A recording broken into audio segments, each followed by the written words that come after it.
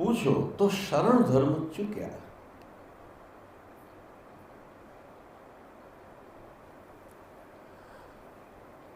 પૃચ્છામિ ત્વામ ધર્મ સંમૂઢ ચેતા યસ્યા નિશ્ચિતમ બ્રૂહિ તન્મે શિષ્યસ્તેહમ સાધિમામ ત્વામ પ્રપન્ન. અર્જુનની શરણાગતિ દાસ્ય ભાવની શરણાગતિ નથી. અર્જુનની શરણાગતિ શિષ્ય ભાવની શરણાગતિ છે. દાસ્ય ભાવની શરણાગતિ છેલ્લે આવશે. ભગવાન શ્રી કૃષ્ણે શિષ્યને દાસ બનાવી દીધો.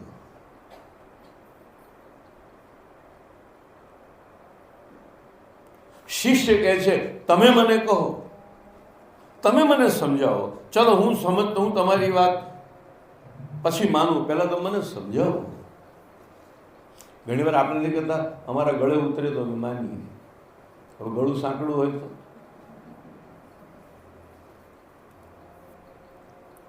આપણે ઘણી વાર કે અમારી બુદ્ધિમાં ઉતરે તો અમે માની. આપણી બુદ્ધિમાં બધી વસ્તુ નથી ઉતરી શકતી હોતી.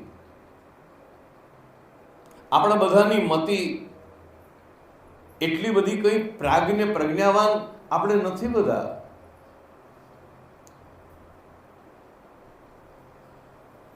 એ પણ આગ્રહ રાખવો યોગ્ય નથી કે મને સમજાય તો હું માનું. અને એવો જે આગ્રહ રાખે એની શરણાગતિમાં શિષ્ય ભાવ છે, દાસ્ય ભાવ નથી. અને જ્યારે આપણે બ્રહ્મ સંબંધ લીધા ત્યારે ઠાકોરજીને એવું નથી કહ્યું કે હું તમારો શિષ્ય છું. ગદ્ય મંત્રમાં રોજ છેલ્લે શું બોલો છો? હું તમારો શિષ્ય છું. શિષ્યોહમ. શિષ્યને અધિકાર છે પ્રશ્નો પૂછવાનો, કારણ કે શિષ્ય છે. અર્જુન ઘણીવાર ગીતામાં અકળાયો છે કે કૃષ્ણ તમે સરખું બોલો ને, ઘડીકમાં આમ બોલો છો, ઘડીકમાં આમ બોલો છો. હવે મને કોઈ એમ અહીંયા પૂછે, સાંભળો, મને અહીંયાથી કોઈ પૂછે કે બહાર જવાનો રસ્તો કયો, તો આ બાજુ બેઠા હોય એને એમ કહું કા રહ્યો, અને આ બાજુ બેઠા હોય એને હું શું કહીશ? આ રહ્યો. તો વચ્ચે બેઠા હશે કે તમે તમારા કંઈ ઠેકાણું નથી, ઘડીકમાં કહો છો આમ, ઘડીકમાં કહો છો આમ. કંઈક સરખો જવાબ આપો ને. તમે પહેલાને કીધું એના કરતા સાવ વિરુદ્ધ આને કહી રહ્યા છો. અર્જુને શ્રી કૃષ્ણને જરા ખખડાવ્યા પણ છે, તમે ભેળસેળિયું બોલો છો. વ્યામિશ્રેણેવ વાક્યેન બુદ્ધિમ મોહયસી વમે. પાછું ભાઈબંધ પણ છે ને, શિષ્ય તો છે પણ પાછું ભાઈબંધ પણ છે, એટલે થોડી બોલવાની છૂટ છે. આવું ભેળસેળિયું બોલીને તમે મને વધારે મૂંઝવી રહ્યા છો. હું તમારી પાસે સ્પષ્ટતા માંગુ છું અને તમે મને વધારે વધારે પાછા ગૂંચવો છો. કૃષ્ણ, તમે આ શું કરી રહ્યા છો? પછી પાછા એને કૃષ્ણ સમજાવે છે. અને વાત સાચી છે, આ બાજુ બેઠો હોય એને મારે આ રસ્તો જ બતાવવો જોઈએ. શા માટે એને હું આ રસ્તે લઈ જાઉં? અહીંયા જે બેઠો હોય એને મારે આ દરવાજો બતાવવો જોઈએ કે તમારા માટે આ દરવાજો બરોબર છે, શા માટે તમે આમ ખોટા નીકળો? અને કદાચ વચ્ચે બેઠેલા પૂછે કે કઈ તરફ જવું, તો એમ પણ કહી શકું એમ છું કે તમને જ્યાંથી ફાવે ત્યાંથી જાઓ. તમારા માટે સરખું છે, આમે સરખું છે અને આમે સરખું. ત્રણેયના જવાબ જુદા.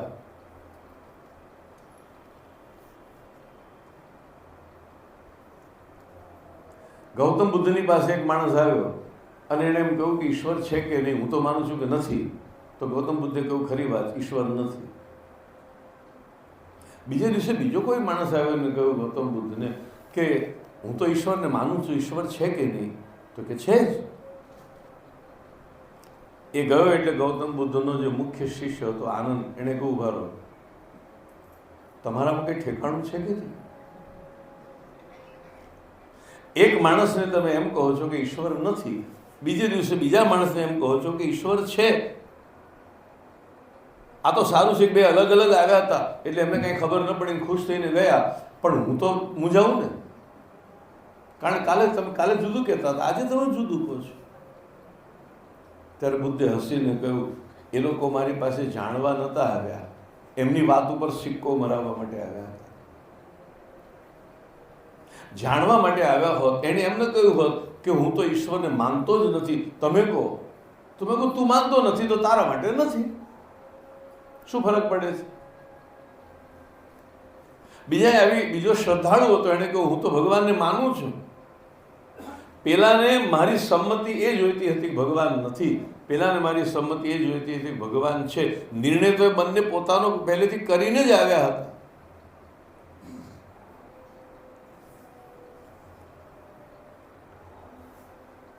આ રીતે શિષ્ય થઈને ન જવાય.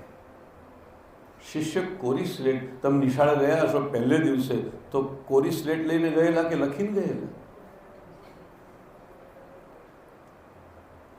શિષ્ય તો કોરા કાગળ થઈને જવું જોઈએ, કોરી સ્લેટ કોરા થઈને જવું જોઈએ. કોરા ઉપર લખી શકાય. પેલો ટૂચકો તમે સાંભળ્યો છે? એક માણસ સંગીત શીખવા ગયો, તો શિક્ષકે પૂછ્યું પહેલા તમે કંઈ શીખેલા? તો કે પહેલા હું આમ તો 4-6 મહિનાથી તો હું ઘરે પણ ઘણું બધું શીખ્યો. તો શિક્ષકે કહ્યું કે આમ તો હું બધાના 100 રૂપિયા લઉં છું, પણ તમારા 500 લઈશ. પહેલા પૂછ્યું ઘરેથી ઘણું બધું શીખીને આવ્યો છું, બીજાના 100 ને મારા 500 કેમ? તો શિક્ષકે કહ્યું કે જે શીખ્યા વગર કોરે કોરા આવ્યા હોય ને એને શીખવવું બહુ સહેલું છે. હું તો 100 ને બદલે 500 એટલા માટે કહું છું, 400 રૂપિયા તો મારે તમે જે ખોટું ખોટું શીખીને આવ્યા છે એને ભૂસવામાં જશે. જે ખોટું ખોટું શીખીને આવ્યા છે એને ભૂલાવવામાં મારે મહેનત કરવી પડશે, એનું શું?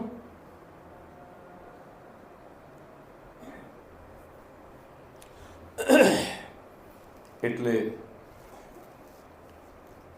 અર્જુનની શરણાગતિ શિષ્યની શરણાગતિ છે.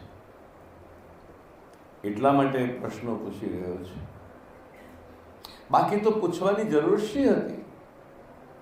આગળ કૃષ્ણ બોલી ચૂક્યા છે કે ક્ષુદ્રમ હૃદય દૌર્બલ્યમ ત્યક્તો તિષ્ઠ પરમ તપ. ઉઠ, ઉભો થા, યુદ્ધ કર, તારી કાયરતા છોડી દે.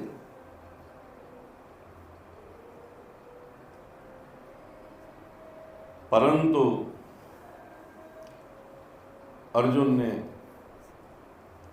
શિષ્ય શબ્દ દ્વારા ભગવાન ગુરુ છે, અને જો ગુરુ છે તો ગુરુનો આ ધર્મ છે કે ધૈર્યપૂર્વક, ક્રોધ કર્યા વિના, વ્યાકુળ થયા વિના, જ્યાં સુધી શિષ્યને સંપૂર્ણ બોધ ન થાય ત્યાં સુધી. એટલા માટે તો ગીતા આટલી લાંબી ચાલી. હાની ના અને નાની હા કરાવવામાં કેટલો સમય લાગ્યો? 17 અધ્યાય ચાલ્યા. અર્જુન પૂછતો ગયો અને કૃષ્ણ કહેતા રહ્યા. બાકી તો જો બીજા અધ્યાયના અંતમાં એને હા કહી દીધી હોત તો વાત પૂરી થઈ. તો ગીતા એક જ અધ્યાયની, 2 અધ્યાયની જ હોત.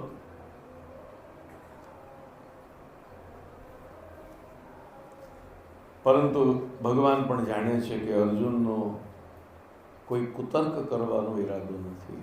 ખોટો વિતંડાવાદ, ખોટા વાદ વિવાદમાં એ વાત ઉલઝાવવાનો અર્જુનનો પણ ઈરાદો નથી. એની વ્યાકુળતા પ્રામાણિક છે, અને એની વ્યાકુળતા એ ખરેખર અર્થમાં બીમાર છે. કેટલીક બીમારી તો બીમારી નથી હોતી, બીમારીની ભ્રાંતિ હોય છે. અને જે બીમારીની ભ્રાંતિ હોય એ બીમારીનું નિવારણ જુદી રીતે થાય, જે બીમારી હોય એનું નિવારણ જુદી રીતે થાય. એટલે ભગવાને ઉપદેશનો આરંભ કર્યો છે, અને એક અદ્ભુત શાસ્ત્ર આ દ્વારા પ્રગટ થયું છે. ભગવદ્ ગીતા ઉપનિષદ છે. ભલે ઇતિહાસ ગ્રંથમાં હોય, ભલે મહાભારતમાં હોય, પરંતુ એનું ભગવદ વાણી હોવાના કારણે એનું ગૌરવ એ 108 ઉપનિષદોનું જે છે, ઈશાવાસ્ય આદિ, એ જ પ્રમાણે ભગવદ્ ગીતાનું ગૌરવ છે. ગીતાની એક બીજી મજા કહું કે આપણે ત્યાં જેટલા પણ મત થયા, શંકરાચાર્યજીનો કેવલાદ્વૈત મત કે રામાનુજનો વિશિષ્ટાદ્વૈત મત, આપણે ત્યાં જેટલા પણ મતો થયા, કેવળ વેદાંતના જ નહીં પણ સાંખ્ય, ન્યાય, મીમાંસા આદિ દર્શનોના બધા જ મતવાળાને ભગવદ્ ગીતામાંથી કંઈક ને કંઈક ઉપયોગી મળ્યું છે. ગીતાની આ વિશેષતા છે. નાસ્તિક દર્શન વાળાને પણ ગીતામાંથી 2 શ્લોક મળ્યા છે, જે શ્લોક બૌદ્ધ દર્શનને કામમાં આવે એવા છે.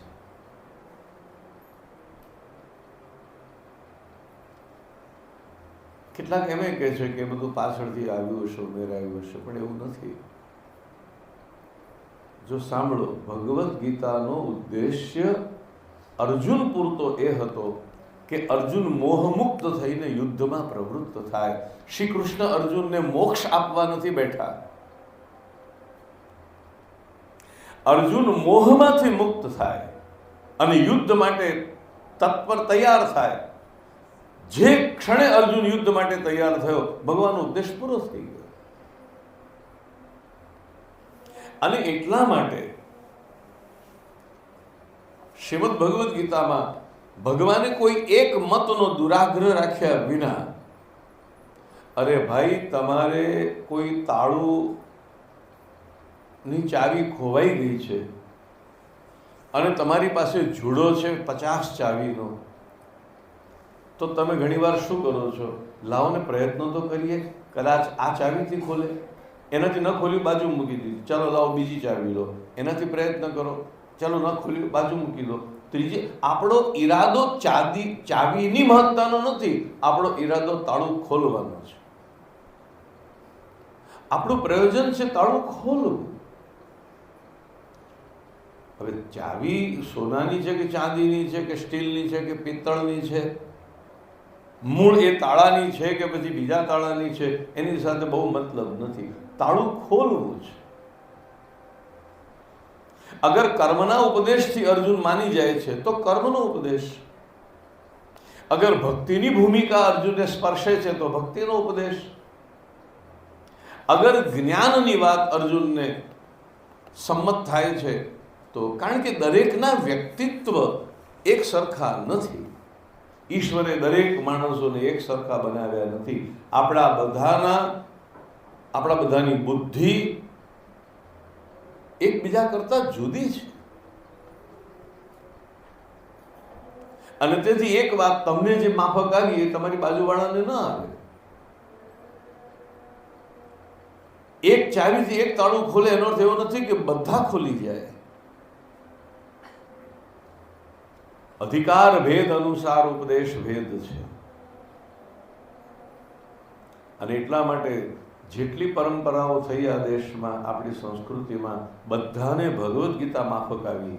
શંકરાચાર્ય પણ ભગવદ્ ગીતા ઉપર ભાષ્ય રચે છે. રામાનુજાચાર્ય પણ ગીતા ઉપર પોતાનું ભાષ્ય પ્રગટ કરે છે. નિંબાર્કાચાર્ય પણ ગીતા ઉપર પોતાનું ભાષ્ય કરે છે. મધ્વાચાર્ય પણ, અદ્વૈતવાદી અને દ્વૈતવાદી એકબીજાથી સાવ વિરોધી દર્શનવાળા પણ ગીતા ઉપર પોતાનું ભાષ્ય કરે છે. કૃષ્ણની વાણી કેવી હશે કે બે વિરોધીઓ છે, બંનેને ગીતામાં ફગાવે છે. પુષ્ટિમાર્ગમાં શ્રી મહાપ્રભુજીએ ભગવદ્ ગીતા ઉપર ભાષ્ય નથી કર્યું, જેવી રીતે બ્રહ્મસૂત્ર ઉપર અણુભાષ્ય થયું તે પ્રકારે. પરંતુ શ્રી મહાપ્રભુજીનો ગીતાર્થ પ્રકરણ અને ગીતા ઉપર એક ટીકા આપણને મળે છે, આખી ગીતા ઉપર અમૃત તરંગીણી નામની ટીકા.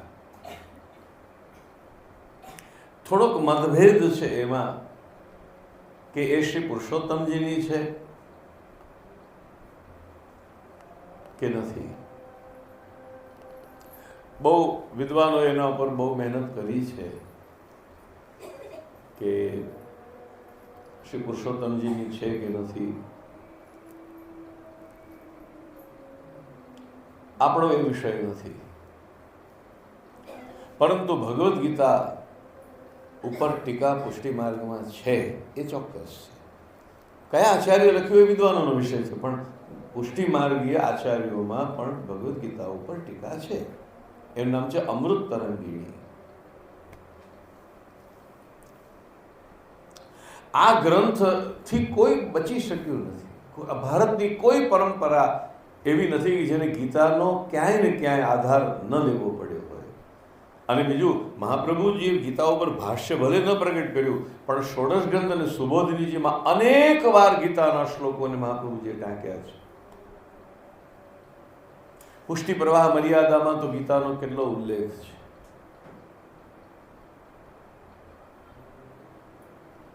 કારણ કે આ ભગવાન પૂર્ણ પુરુષોત્તમની વાણી છે. પ્રસ્થાન ત્રય, મહાપ્રભુજી પહેલા જે આચાર્યો થયા એમણે 3 પ્રસ્થાન માન્યા: વેદ, ગીતા અને બ્રહ્મસૂત્ર. મહાપ્રભુજીએ 4થું પ્રસ્થાન મૂક્યું, શ્રીમદ ભાગવત. આ છે ગીતાની વિશેષતા. હવે ભગવાને ઉપદેશનો આરંભ કર્યો ત્યારે સૌથી પહેલા ભગવાને વિષય ઉઠાવ્યો છે મૃત્યુનો વિષય. કારણ કે અર્જુનનો મુખ્ય પ્રશ્ન આ છે કે આ બધાને મારવા યોગ્ય નથી. હવે અર્જુન માટે એમ ન માનશો કે આ પહેલું યુદ્ધ છે. ક્ષત્રિયો માતાના ઉદરમાં હોય ત્યારથી જ વીર રસને લઈને આવે છે. અને હું એ પણ તમને કહું કે આપણો દેશ ધીરે ધીરે ક્ષત્રિયતા ગુમાવતો ગયો, ક્ષાત્ર ધર્મ ગુમાવતો ગયો. એના કારણે જ આપણો આટલો મોટો દેશ વારંવાર ગુલામ થતો ગયો.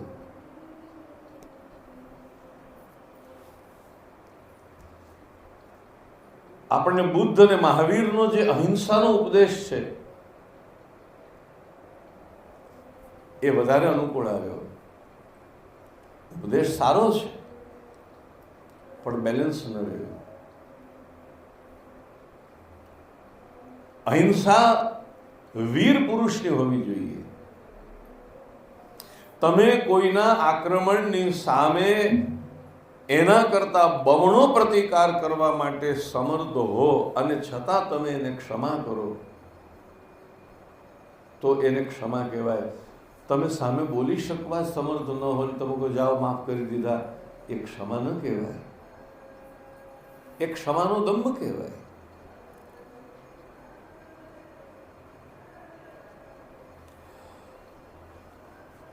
એટલા માટે ધીરે ધીરે આપણામાં યુદ્ધ ન હોવું જોઈએ એ લોહીમાં ઉતરતું ગયું અને પરિણામે આપણી પ્રજા આજે તો એટલી બધી કોમળ થઈ ગઈ. તમે જોયું હશે, આમ તમે ગાડી ચલાવતા અને રસ્તા પર ખિસકોલી આવી જાય ને તો એકદમ આમ એ કરુણા છે, દયા છે, એની હું ટીકા નથી કરતો, પણ એટલી બધી કોમળતા પછી આવી ગઈ. છોડો, ચાલો. ભગવાને સૌથી પહેલો પ્રશ્ન ઉઠાવ્યો છે મૃત્યુનો. એનો અર્થ એવો નથી કે અર્જુન કંઈ આ પહેલું યુદ્ધ કરી રહ્યો છે. અનેક યુદ્ધોમાં એ વિજેતા થયો છે, હજારો સંહાર કરી ચૂકેલો છે. સામે આવેલા યોદ્ધાઓને કાપી નાખવા એ તો એના માટે ચપટી વગાડવા જેવું છે, કારણ કે જગતનો શ્રેષ્ઠ ધનુર્ધારી અર્જુન છે. આ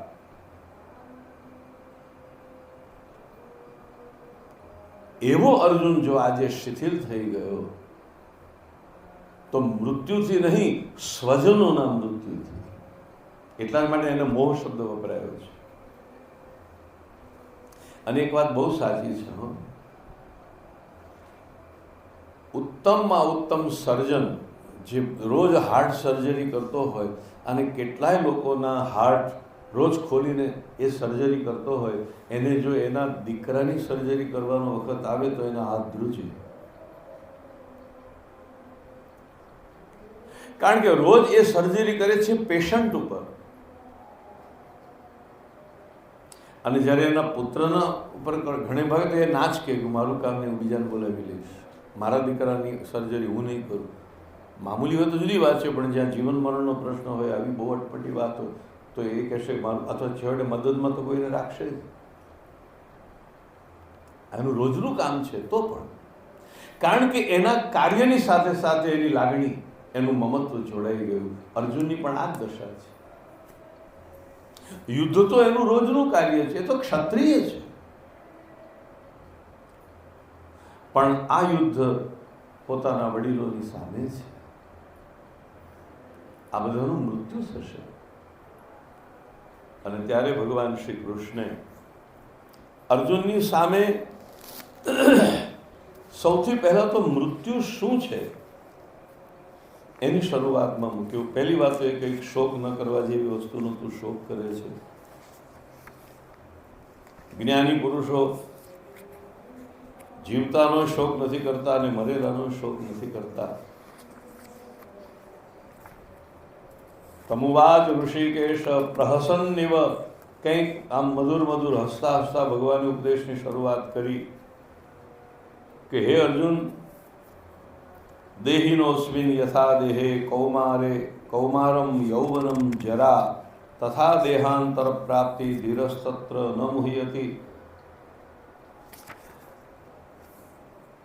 માર્તા સ્પર્શાસ્તુ કૌંતેય શીતોષ્ણ સુખ દુઃખદા આગમાપાયનો નિત્યામ શાંતિ દીક્ષસ્વ ભારત. એટલું જ નહીં પણ એના કરતાં સૌથી વધારે મહત્વના શ્લોકો. નાસતો વિદ્યતે ભાવો નાભાવો વિદ્યતે સતઃ ઉભયોરપી દ્રષ્ટોંતસ્ત્વનયોસ્તત્વદર્શિભિઃ. બહુ જ ઊંડેથી આખી વાત ઉપાડી છે, ઉપર છેલ્લી વાત નથી. આ થરલી શ્રી કૃષ્ણ કહે છે ચલો આપણે આખી વાતને બરાબર સમજી લઈએ. તારો નિર્ણય જ્યારે પણ લેવાય, ઉતાવળ નથી મને, પણ તારો નિર્ણય જ્યારે પણ લેવાય ત્યારે એ નિર્ણય 100% હોવો જોઈએ. મને ગીતાની એક વાત બહુ ગમે છે, જે ઘણી વાર હું ગીતાના સંદર્ભમાં બોલવાનું આવે ત્યારે કહું છું કે આખી ગીતાને સમજ્યા પછી એવું લાગે છે કે શ્રી કૃષ્ણનો આગ્રહ હા કે ના માટે નથી.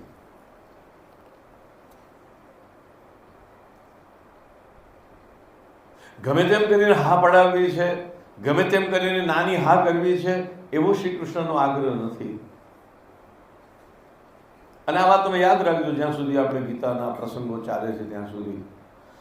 મારું એવું દર્શન છે, અથવા મને એવું લાગ્યું છે કે ભગવાનનો આગ્રહ હા કે નાનો નથી.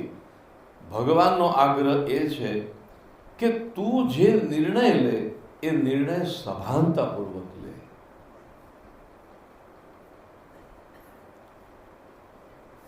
તું હા કહે તો પણ એમાં લાગણીશીલતા નહીં, અને તું ના કહે એમાં પણ લાગણીશીલતા નહીં. તારી હા કે ના વિવેકપૂર્વક લેવાયેલી હા કે ના હોય.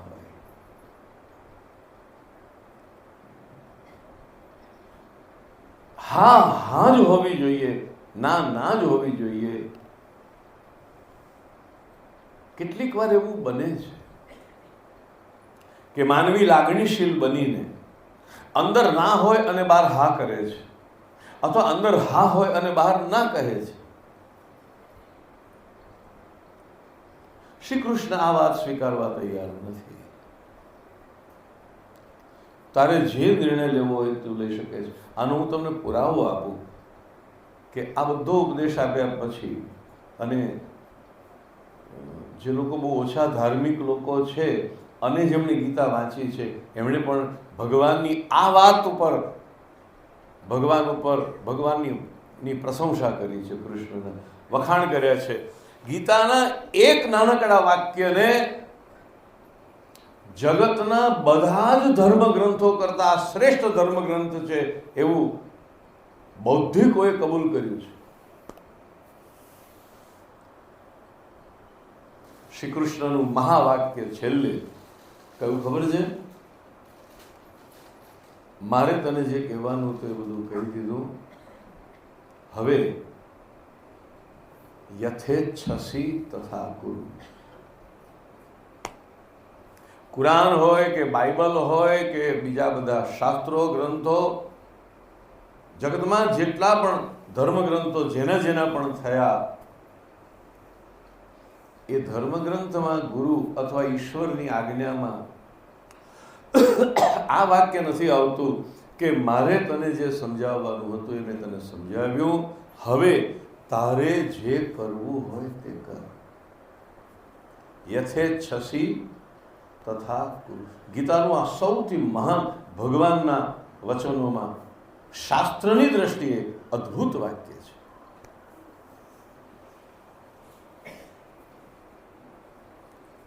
એનો અર્થ જે છે કે શ્રી કૃષ્ણ કહે છે કે મારો એ આગ્રહ, અને અર્જુનને એમ પણ કહ્યું છે કે તું નહીં હોય તો પણ આ યુદ્ધ થશે. તું તો નિમિત્ત છે અર્જુન, તું યુદ્ધ કરતા નથી. તસ્માત ત્વમુત્તિષ્ઠ યશો લભસ્વ જીત્વા શત્રુન મુંક્ષ રાજ્યમ સમૃદ્ધમ મયૈવેતે નિહતા પૂર્વમેવ. તું મારે એ પહેલા આ બધાને મેં માર્યા છે. નિમિત્ત માત્રમ ભવ સવ્ય સાચી. હે અર્જુન, તારે તો મારેલાને મારવાના છે. મારનારો તો હું જ. કબૂલાત છે શ્રી કૃષ્ણની, મારનારો હું છું.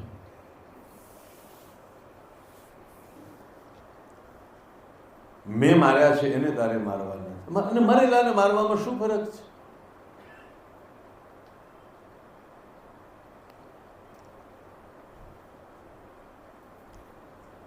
શ્રી કૃષ્ણનો આગ્રહ એ છે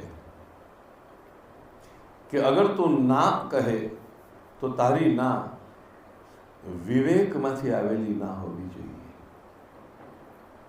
અગર તું હા કહે તો તારી હા પણ વિવેકમાંથી આવેલી હા હોવી જોઈએ.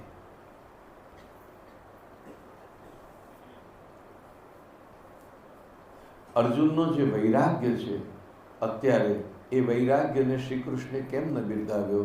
કારણ કે વૈરાગ્યની પાછળ વિવેક ન હતો. વૈરાગ્ય તો બધાયના જીવનમાં આવે છે. સ્મશાન વૈરાગ્ય. સંસાર તો બધાયને અસાર લાગે છે. કોકની લાશ બળતી જુઓ છો ત્યારે. પણ એ વૈરાગ્ય અંદરથી નીકળેલું વૈરાગ્ય નથી, એ પ્રગટેલું વૈરાગ્ય નથી. એ તો પ્રાસંગિક વૈરાગ્ય છે. એટલે જ આપણે એને સરસ નામ આપ્યું છે સ્મશાન વૈરાગ્ય.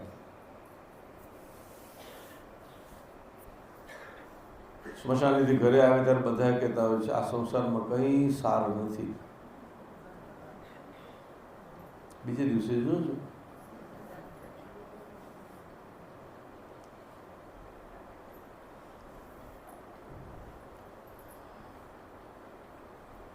તારી પ્રજ્ઞા સ્થિર હોવી જોઈએ. નિર્ણય ગમે તે લે, પણ નિર્ણય લેવા યોગ્ય મનોદશા તારી પહેલી હોવી જોઈએ. બહુ સુંદર વાત છે. પહેલા તું નિર્ણય લેવાની મનોદશા, સ્વસ્થ મનોદશા તૈયાર કર. તું સ્વસ્થ થા. પછી હા કહે તો નહીં વાંધો, ના કહે તો પણ નહીં વાંધો. અર્જુનને બદલે બીજાને ઊભો કરીશ. બીજાને અર્જુન, જે આખું જગત બનાવી શકે છે એ બીજો અર્જુન નથી બનાવી શકતા. અને કોઈ નહીં હોય તો બધું ભગાવીને પોતે પણ જે લીલા કરવી હોય તે કરી શકે છે. એને કોણ રોકનાર છે? ચોખ્ખા શબ્દોમાં કહ્યું અર્જુનને કે તું નિમિત્ત માત્ર છે, મારનાર તો હું છું. જે ક્ષણે એ મારા વિરોધી થયા, ધર્મના વિરોધી થયા, મારા આશ્રિતોના વિરોધી થયા, મારા ભક્તોના વિરોધી થયા, તે દિવસે જે મરી ચૂક્યા છે. હું તમને એક સવાલ પૂછું, આપણું મરણ ક્યારે આવે છે? તમે કહેશો આ તો ગાંડા જેવો સવાલ છે.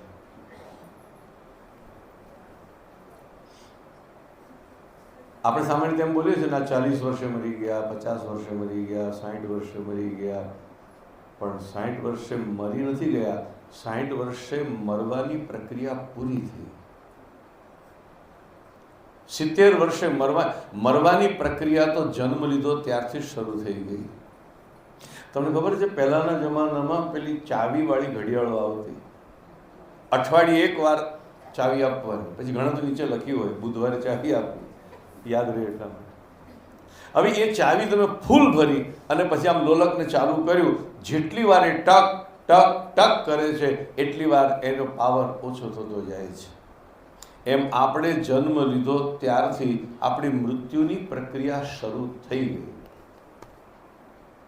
બીજા શબ્દોમાં કહું તો જન્મ લીધા પછી આપણી મૃત્યુ તરફની યાત્રા શરૂ થઈ ગઈ. 1 કિલોમીટર ઓછો થતો જાય છે. અમે અમદાવાદથી વડોદરા આવતા હોય તો આમ કિલોમીટર ઓછા થાય. 90, પછી 80, પછી 70, પછી 60, પછી 50, અને આપણે ઉંમરમાં બધું એડ કરીને રાજી થઈએ છીએ. મને 40 થયા, પછી મને 50. 40 રૂપિયાના 50 રૂપિયા થાય તો વધ્યા કહેવાય. 40 વર્ષના 50 વર્ષ થાય વધ્યા ન કહેવાય. આંકડામાં ભરમાશો નહીં. આ ખોટી આંકડાની માયાજાળ છે, ખરું કે નહીં? 40 રૂપિયા અને 80 રૂપિયા થાય તો ડબલ થયા કહેવાય. 40 વર્ષનો માણસ 80 વર્ષનો થાય તો ડબલ થયો કહેવાય. પછી ડબલ નહીં, ટ્રબલ.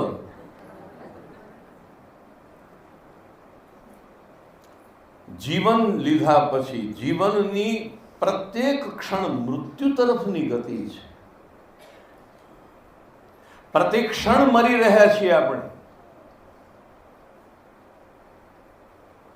કારણ કે કોઈ એવો રસ્તો નથી કે જે મરણ સિવાય બીજા કોઈ રસ્તે આપણને લઈ જાય. ધનવાન હો કે નિર્ધન હો, વિદ્વાન હો કે મૂર્ખ હો, રાજા હો કે ભિખારી હો, તમે ગમે તે હો, જન્મ લીધા પછીની ગતિ મૃત્યુ તરફની જ છે.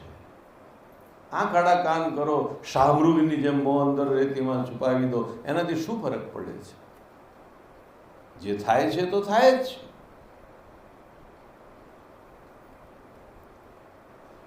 ભગવદ્ ગીતા 2 વાત કહે છે. હવે જે આગળ શ્લોકો આવ્યા થોડા બહુ મજાના શ્લોકો છે. એટલે મેં તમને કાલે કહ્યું હતું કે જેને મરવાનો ડર લાગતો હોય એ ધ્યાનથી સાંભળજો. શ્રી કૃષ્ણે કહ્યું કે પહેલા તો તમે તમારા સ્વરૂપને જાણો.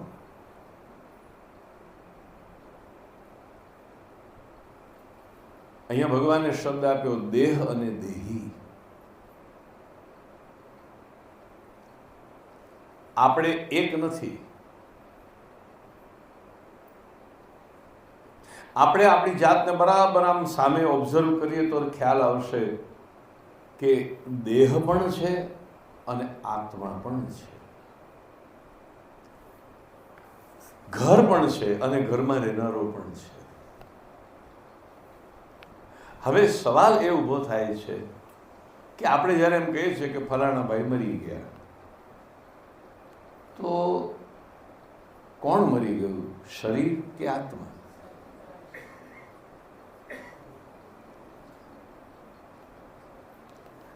શરીર મરી ગયું એમ કહેવું પણ યોગ્ય નથી.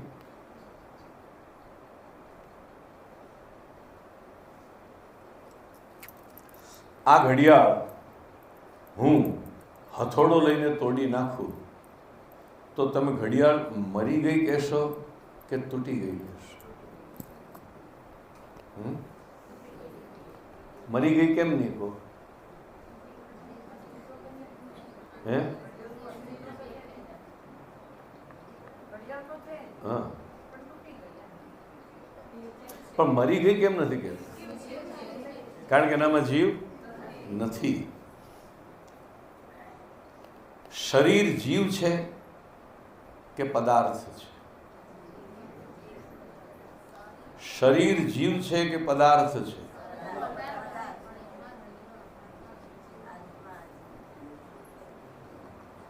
ચલો હજી થોડુંક પહેલા થોડુંક હોમવર્ક કરીએ પછી આગળ વધીએ. તમે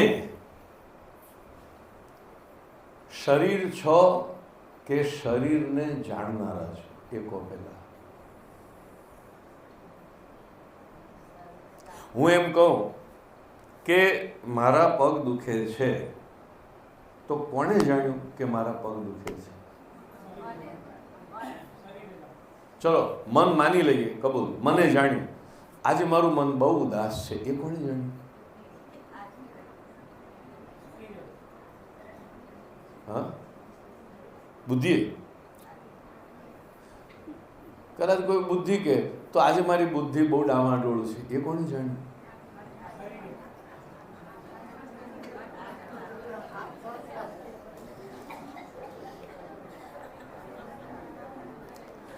આપણી અંદર 2 વસ્તુ છે. એક જાણનારો અને બીજું જાણનારો જેને જાણે છે તે. મને એવું સમજાય છે કે મારા પગ દુખે છે, એનો અર્થ એ છે કે હું પગ નથી. તમે ડૉક્ટર પાસે જઈને એમ કહો છો કે હું દુખું છું, તમે એમ કહો છો ને કે આ પગ દુખે છે, આ પગ દુખે છે. ડૉક્ટર ધારો કે અહીંયા પગ હાથ મૂકીને કે આ પગ દુખે છે, હું કહીશ ના ના આ પગ દુખે છે. હવે હું આ શબ્દ કેમ વાપરું છું? મારે તેમ કહ્યું છે કે હું દુખું છું. એને બદલે મેં કહ્યું કે આ પગ દુખે છે, એનો અર્થ એ થયો કે કહેનારો અને જ્યાં દુખાવો થઈ રહ્યો છે એ બે એક નથી.